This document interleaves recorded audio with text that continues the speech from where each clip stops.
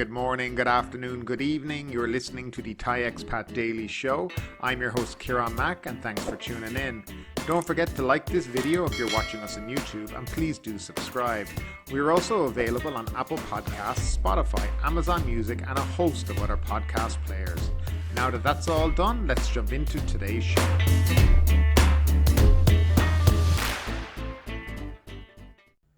And we'll start off with the daily COVID numbers. Thailand logged 8,918 new COVID-19 cases and 79 new fatalities during the previous 24 hours, the Public Health Ministry announced on Wednesday morning. On Tuesday, 10,878 COVID-19 patients were discharged from hospital after recovering from the coronavirus. There were 3,178 probable cases that tested positive via rapid antigen test kits. And the numbers now have broken down below 9,000, which actually is a very, very, very good sign. It seems like things are getting a lot better. I've noticed in areas like Phuket as well and Chiang Mai and other areas, the numbers are dropping. The only parts of the country that really are propping things up with COVID is the Deep South in Songkhla, Yala, Patani and these kind of provinces there. So yes, hopefully and fingers crossed, this is the light at the end of the tunnel that we've all been looking for and it'll pave the way for the reopening of the country on November 1.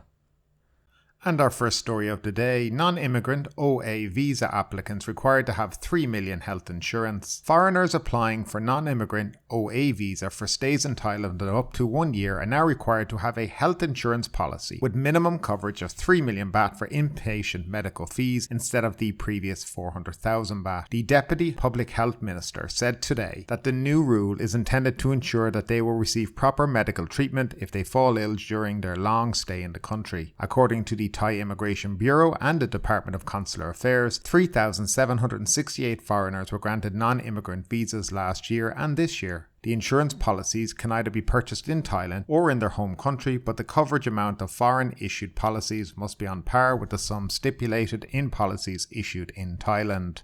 Now, the increase to 3 million baht, or approximately $100,000 is to align it with the current requirement for foreigners coming into the country under the sandbox scheme or whatever entry scheme they have to come to Thailand. And it must also cover COVID-19 infection in hospital. So it's just more bringing that in line to what the current insurance practices are here in Thailand in relation to coming into the country. Now, I know a lot of people have been up in arms over this, but please remember, this is not the regular retirement visa that people get. Normally you get a non-immigrant O visa for retirement. It's valid for 90 days and then you get a year extension. This is a special non-immigrant visa which allows you to stay in Thailand for a whole year without ever leaving the country, and then you just do your 90-day reporting. It's completely different than the standard retirement visa and there's other qualifications to get that visa. So I just see it as more putting the insurance in line with what the current insurance requirements are for people coming into the country. And next up, initial nod for long stay visas. The Cabinet has approved in principle a program that has the goal of attracting 300 billion baht worth of foreign investments in exchange for granting long stay visas. 2 draft regulations issued by the Interior Ministry were put to the Cabinet, which approved both of them in principle yesterday. One draft pertains to foreign nationals being permitted to obtain the Thai Privilege Card, TPC, while the other draft grants recipients of the TPC special permission to remain in the kingdom over an extended period for work. Ms. Trasuri, the government spokesperson, said the 2 drafts provided the legal basis for implementing the Flexible Plus program, where foreign nationals are incentivized to make an investment in the country worth at least $1 million in return for their entitlement to a 1-year work permit. The program is designed to appeal to high-spending investors in a bid to kickstart key sectors in the economy post-pandemic. Real estate is included among the sectors. Apart from properties, the foreign nationals may also invest in limited or public companies as well as the stock market. Those qualified for the TPCs include the recipient's legally married spouses and their legitimate children aged not over 20. They can exchange temporary visas for non-immigrant visas lasting up to 5 years, according to the Deputy Government spokesperson. The Tourism Authority of Thailand has estimated the FPP would be able to attract some 10,000 high-purchasing investors, generating another 300 billion baht for the economy. So back to looking for those rich foreigners to come to Thailand and invest all their money. And the Tourism Authority of Thailand making up numbers, which they seem to be very, very good at doing. by the way, which never ever seem to come true or come in correct. So let's just discount what the Tourism Authority of Thailand have said in that article. But yes, it's Thailand chasing the golden egg yet again. I'm not quite sure they're ever going to get it. I think they should just concentrate on tourism and getting people to visit the country and spending their money when they're here. And I think that would be of great help to a lot of people in the tourism industry. And next up, Bangkok prepares testing protocols as reopening looms. With the November 1 reopening looming, Bangkok is preparing protocols for testing tourists outside the airport, at hotels or swab hubs to avoid congestion on arrival. Tapani Kiatpai Tourism Authority of Thailand's Deputy Governor for Domestic Marketing said swab tests for travellers will be conducted outside the airport to disperse the flow of tourists, with travellers transferred via hotel limousines to SHA Plus hotels, which have partner hospitals or swab hubs. Swab hubs, organised by the Thai Hotels Association, will be established as a centre for small hotels, which could be places like hospitals or alternative quarantine facilities. While waiting for the result, all arrivals are required to stay in their hotel room during the first night. Ms. Tapani said over 300 hotels are waiting for SHA Plus approval, which should be ready by the end of this week. The TAT will help trial the standard operating procedure at Suvarnabhumi Airport on October 25th. Bangkok's reopening will proceed as scheduled on November 1, so all related parties have to tie up any loose ends before the reopening, said Ms. Tapani. As of October 19th, Bangkok's vaccination rate was 70.63% of 7.9 million people were fully vaccinated, according to the Public Health Ministry vaccination dashboard. The Tourism Authority of Thailand already launched a marketing strategy to attract tourists, particularly businessmen, long stay and wellness markets. She said there is tourism demand and international flights for next month, as Bangkok is the gateway to the country. Marie Sukasal, THA president, said RT-PCR tests should be controlled to the same standard with less expensive prices to attract more tourists. She said hoteliers started to see forward bookings in December, mostly from markets that don't have to undergo quarantine on their return. Around 60 to 70% of 940 hotels in Bangkok are reopened, compared to only 50% during the peak of the recent wave, mainly attributed to the country's reopening and the resumption of domestic MICE events. According to Thailand's Convention Exhibition Bureau, more than 1,000 MICE groups generating 250 million baht are scheduled for October to December. Ms. Marisa said the occupancy rate for Bangkok hotels is estimated to increase from 20% this month to around 30% in November. So a little bit of positive news, but that's going to lead us now into our next story, which is the Thailand reopening plan. And next up, we are going to talk about the Thailand reopening. I just got the SOPs earlier today. I've managed to translate them and kind of make a PowerPoint presentation for you guys out there to give you an idea of what's expected for this new scheme starting on November 1. So how to qualify. Now, firstly, this is referred to as EQ or exempt quarantine. You might see this a lot in the literature that the Tourism Authority of Thailand will put out. To qualify, you must be from a low-risk country or a country of economic value. Now, an economic value country seems to be a country that sent a lot of tourists to Thailand in the past. So, yes, if you're from one of them, you'll definitely be able to qualify to travel under this scheme. Now, just to let everybody know as well, the list of countries still has not been made available. We're nearly 9 to 10 days after the Prime Minister made this announcement and still nothing. But we will keep waiting and hoping. You must be a resident of that low-risk country at least 21 days prior to travel, and you must be fully vaccinated in accordance with the Ministry of Public Health and the World Health Organization. You can get a list of the vaccines that are approved on the Ministry of Public Health's website. Now, to enter Thailand pre-arrival, you need to register on the Thailand Pass website, which is www.thailandpass.go.th. That website is still not working, by the way, but it will be apparently by November 1. You enter the data that's requested, copy of your passport, vaccination certificate, COVID-19 health insurance from a Thai company. Now they specify Thai company, by the way. SHA plus accommodation for the first night. Your T6 form, which is a health declaration, okay, and that's very easy to fill out. And your TM6 form, which is your arrival departure card information, which is the one you normally fill out on the plane before you arrive. So you do that now before you leave, and that's all done digitally, and you don't have to worry about that again. It is processed between 1 to 3 days. I guess if you have a QR code from the vaccination certificate that the system recognizes, you might get it in one day. And if it's from, let's say, a country that doesn't have a digital COVID pass, it'll have to be inspected manually and it will take maybe 2 or 3 days. When approved, you'll receive an email from Thailand Pass with your QR code. You print that QR code off and you keep that with you.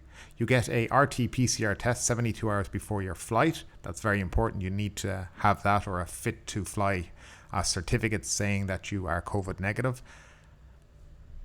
Then at the airport, you present your RT-PCR test result to the check-in staff along with your approval QR code and an email from the Thailand Pass. Now, according to the SOPs, that's all you're going to need once you get to Thailand.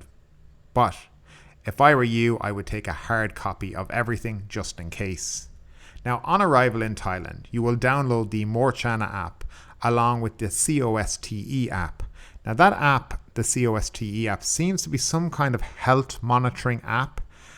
And it looks like they want you to fill this in every day to update them on your health status. I don't know. The Morchana app, by the way, does track you. Present Thailand Pass QR code and your passport to the staff on arrival, clear customs and immigration, collect your luggage and proceed to your SHA transfer to your hotel.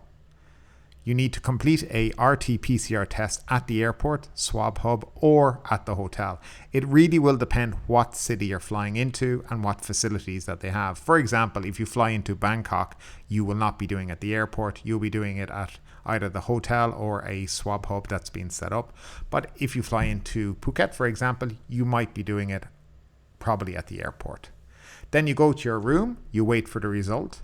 The result will be delivered via the MoreProm app within 1 day. That's why they say you have to stay in your room for 1 day, which is basically quarantine for the first day. Red means positive, green means negative. So if negative, then you are free to travel anywhere in Thailand. The blue zones are not applicable to you. So to make that clear now, this is what's come out in the last few hours. You can go anywhere you want in Thailand. The blue zones are only for people who do not qualify for the quarantine-free mechanism. If you're doing the sandbox, then the blue zones will be what you have to go through. So yeah, that's how it basically is. It's not that complicated. And I think for Thailand right now and the way they've been over the last, 3 to 4 months in relation to opening up, I do think this is a lot more positive. The only thing that would irk me a little would be this insurance from the Thai supplier. I don't like that because their insurance seems to be a lot more expensive. And you can buy insurance abroad, in European country and America for a lot cheaper and cover you for a lot more. So hopefully maybe there's some kind of wiggle room with that. But that's basically it for now. I can't see it being much more different than it is. Now, this is exactly the SOPs that were delivered to pretty much every hotel in Thailand, and a seminar was done today on this. So this is fairly final. There's still a few questions that need to get answered, especially about the list of countries that can participate in it. Let's hope it's not just 10. Let's hope it is the larger list of the 27 EU, the UK, America, hopefully Canada in there, Australia, New Zealand, some Middle Eastern countries. But in my opinion, if you have been vaccinated and supply a negative RT-PCR test, I think anybody should be allowed to do this program. But again, the Thai authorities have been super cautious over the last, 3 to 4 months, or even since April last year when they shut the country. So I think baby steps for them at this moment in time. But yes, if it goes well, I can see this being scrapped completely maybe by January, and then just vaccinated travelers being let into the country. But we'll see. But that's just some information for you on the whole program. And when I do get the list of countries, I'll obviously put them on the show for you guys. And moving on from there, hundreds of customers arrested at restaurant. More than 200 customers were arrested in Khon Kaen when police, administrative, drug suppression and health officials raided a restaurant serving alcohol in the small hours of Wednesday in defiance of COVID-19 restrictions. Police Major General Somnas, the provincial police chief, said the 1 a.m. raid on Lan Mai restaurant on Maliwan Road in Tambon Ban Phet, Muang district, followed complaints from residents that the restaurant opened beyond the 10 p.m. curfew. He said 235 men and women, 9 of them under 18, were found eating and drinking. They had been served mixed drinks in soft drink bottles and beer in jugs. All were taken to the Bangkok police station and charged with violating the gathering ban under the Emergency Decree and the Communicable Disease Control Act. They were also all tested for COVID-19 with rapid antigen tests. Police General Somna said the owner of the restaurant was charged with the same offences. I think we're seeing more and more of these stories each and every day about restaurants and bars opening, serving alcohol, and all these bars and restaurants being full with people. And I just genuinely think people are getting fed up of the restrictions and being told that they can't have a drink when they go out, that they can't go out and enjoy themselves. And you're starting to see it now each and every day with the amount of people that are being arrested in defiance of the law, or the current law at the moment. And really, I think at some point very soon they need to start thinking about reopening and letting people get on with their lives and start enjoying themselves again. And next up, court rules suspect in Nakhon Sawan police custody died of deliberate suffocation. The Nakhon Sawan Provincial Court ruled today that the drug suspect, who was seen in video footage with his head covered by plastic bags while in police custody at Muang District's police station, died of suffocation. The court said that Joe Ferrari, then superintendent of the Nakhon Sawan Muang District Police Station, and 6 of his subordinates covered the head of Jurapong Tanapat with plastic bags for over 6 minutes. Victim died while in police custody, the court added. The video clip, which went viral on social media after being posted by a lawyer, prompted public outrage against the police officers concerned. The ruling came after the court conducted an inquiry to determine the cause of Jurapong's death and to identify those responsible. The court took testimony from forensic experts who conducted the autopsy on the victim's mother, police investigating the case, the prosecution, and the lawyer who posted the clip. Titasan and his 6 men have been dismissed from the police service and are currently being held on remand pending an investigation by a special police panel. They have been charged with murder through torture, abuse of power, assault, and coercion. Titasan is also under investigation for his past record of having confiscated hundreds of luxury cars smuggled from Malaysia in the past several years, which have earned him tens of millions of baht in rewards from the Customs Department. A raid on his mansion in Bangkok suburbs revealed many expensive cars in his personal possession as well. So I don't know if you really needed a court to rule that the guy died of deliberate suffocation. Surely the video clip alone was enough evidence. I don't know, but hopefully we'll start to see the trial of this clown and hopefully he'll be convicted and spend the rest of his life in jail. But this is Thailand, so things can go awry sometimes, and sometimes the bad guys in this country do get off. But we'll keep our eye on it. As we get more stories and we get more updates, we'll obviously bring them to you because I know a lot of you are interested in this case. And now for the Phuket News Roundup. The Phuket COVID numbers continue to drop each day, which leads me to believe that finally we have things under control down here. We had 679 international travellers arrive yesterday on 5 flights, 1 Qatar, 1 Emirates, 1 Scoot and 2 Singapore Airlines flights. Since July 1, Phuket has welcomed 51,748 international travellers to its shores. And in other Phuket news, Vijit Na Ranong steps in over Soi Phanyang wastewater. The father of Phuket tourism has offered Rasada municipality use of private land to help monitor wastewater levels flowing into the Soi Phanyang area, which for years has raised serious health concerns over the foul stench emanating from the canal that feeds into Samkong on the north of Phuket town. Phuket, get ready, says Governor. Officials across Phuket have been told to prepare the island to welcome foreign tourists from November 1, in line with the expected reopening of the country to receive vaccinated tourists without having to quarantine, and to make sure that their respective areas are clean and to make sure the tourists are not ripped off or treated in any other deceitful way. And finally, Phuket candidates register for Orbotor election. A total of 17 candidates have registered their intent to vie for the seats as chief of 5 Tambon administration organisations in Phuket in the upcoming elections to be held on November 28th. But ultimately, with this story or anything else that stood out to you today, I'd love to know your thoughts in the comments down below. Because yes, this is a news show, but it's also a conversation. Now keep that conversation going. Make sure you like this video, subscribe to the channel, share the video, and do all the good stuff that does help that YouTube algorithm. But ultimately, my name is Kieran Mack. You've been listening to the Thai Expat Daily Show, and we will see you next time.